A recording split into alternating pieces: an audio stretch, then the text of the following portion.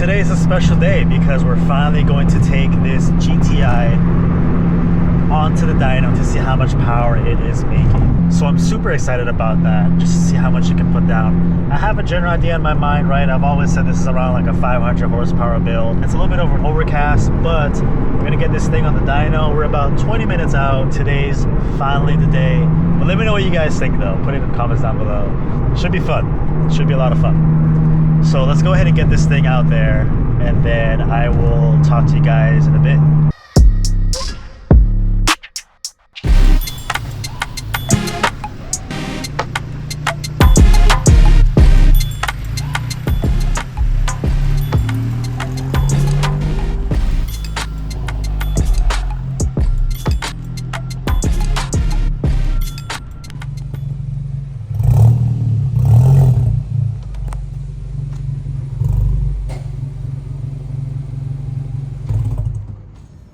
All right, so a little backstory before we get started on this. I did notice as of recently that the higher RPMs of the GTI didn't seem as consistent. I also felt like there was minor little fuel cut here and there. So me being me, I did a couple data logs, double checked everything just to make sure everything was running okay. I did discover that on the fueling side, on the low pressure side, it seems like it was starting to max out a little bit. So that gave me some indication that maybe, possibly, the low pressure fuel pump was going to go out very, very soon. Now, with that being said, I had this dyno appointment pre-scheduled. Everything was kind of set in place and whatnot. I didn't want to cancel it. I wanted to get these final numbers for you guys today. So I still decided to show up for the dyno appointment, but I did do one minor change. I guess you could call it minor. Right before pulling up to the dyno station, I ran down to the local ethanol gas station and we topped off the fuel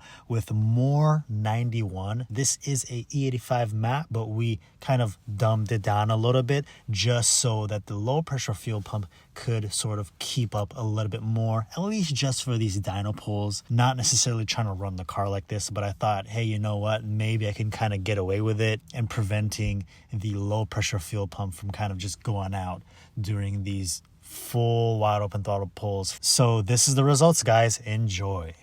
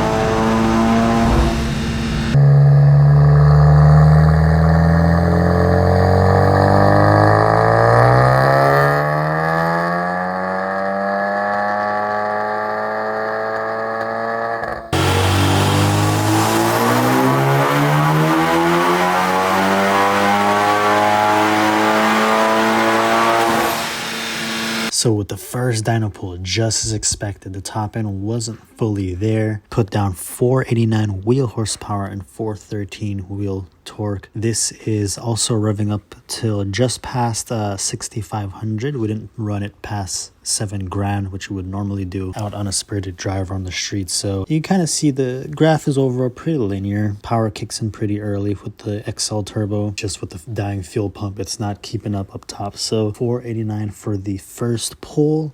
Let's try it one more time and see what happens.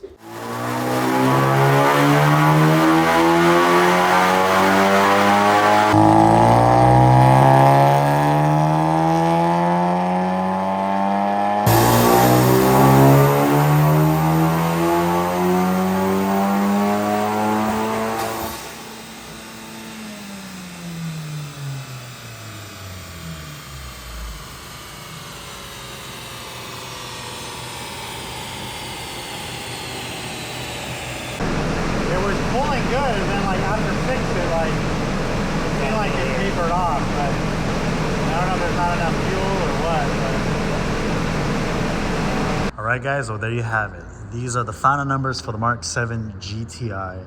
490-ish wheel. Couldn't break 500 on this thing, and the reason for that is because the lower pressure fuel pump is starting to die out. Unfortunately, that's what it is, right? So we couldn't really get that full top end. You can see in the graph there, the top end is kind of getting a little squiggly. And I know some of you may be wondering, well, bro, how come you didn't just get the RS3 fuel pump from the get-go and everything like that? When I first got this car on the IS38 turbo, this goes back to like 5150 tuning days. They modified the low pressure fuel pump versus swapping it for the RS3. So at the time I had a Walbro 450 for the IS38 turbo, and that did decently fine. Then when I got the Vortex turbo, instead of swapping it out, I was like, you know, I can just replace the in-tank fuel pump for a 500 Walbro, and that did decently well. I mean, you guys seen the videos, you've seen all the roll nights. This car has seen a lot of rolls, a lot of runs and everything, and it surprises a lot of people, and some people, you know, it gets them really upset. So I think for what it is, it did its job very well, but I think that fuel pump is just tired. That pump is just tired, man, and I think it's ready to just, you know, give up and everything. So with that being said, in order to swap from a brushed system to a brushless, you would need a whole other retune. So I would have to redo my 91 octane file. I would have to redo my entire 85 file. It might get like a little of a jump start, right? Because my existing tune is on there, but it's still a retune and everything like that. So at the time it did its job well. It is what it is. But for now, I would say that pump isn't, it ain't holding up anymore, man. So those are the final numbers. We didn't crack 500 wheel, but you know, 490-ish, whatever. It's decently fine. I mean, I'm happy with this car, guys. I've basically done everything I wanted to it, from the wheel setup, the brakes, headlights, everything. Those of you who know me on a personal level, I've always said that I was going to just do downpipe and E30 on this car, and that's what it originally started off with. And then I started digging deeper and deeper into that rabbit hole. Then what, we got aftermarket turbo and everything like that. So I mean, it's definitely a fun setup, man. I can't complain, guys. Like, this car has done so much for me. I've definitely gotten my money's worth from it. You know, I'm happy with it for what it is. It still feels pretty quick, even though for that 490-ish, recently driving it, it feels like it's kind of like tapering down a little bit versus when I first got the tune and everything was great. It's pulling super hard. It still pulls hard now, but you could tell something is a little off in the higher ranges. So now with this car, it's going to get sold pretty soon, or by the time you're watching this video, this car's already gone. It wouldn't make sense to do a whole other retune, buy a new fuel pump, swap it in there if I'm just going to sell the car. So this is kind of why I'm going to keep it as is. 490 is the final numbers. You can make fun of it if you want. It doesn't matter to me. I think this car, like I said, it did its job well for the time that I had it. It served its purpose. These motors, man, they're so good. 2.0 liter, you know, we're racing Corvettes, racing V8s, Hellcats, all that stuff. Very, very stout motors. And if I was lying to you, if I didn't really believe that statement, I wouldn't have gotten the S3 that I have today, being that it's still a 2.0 liter, you know, MQB car. If I didn't really believe in this platform, I would not have gotten that car. But yeah, here's the GTI, guys. I know you guys love to see this thing on the channel, but it served its purpose. You know, like I said, I've gotten my money's worth from it, and now I feel like it's just time to, you know, part ways with it. But cool little video. I'm glad I finally got to dyno it. Got to see some sort of numbers. Now, unfortunately, with this current dual system issue, I wouldn't necessarily draggy this car. Now, some of you will want to see the draggy, the 60 to 130 and all that. I don't think it's going to be worth the hassle, guys. It's going to be not enough top end because of that fueling system, especially when it gets colder out, because it's on a full 85 tune. It's very demanding. But there's a lot of good example Mark 7s out there with similar setups, hybrid IS38 cars.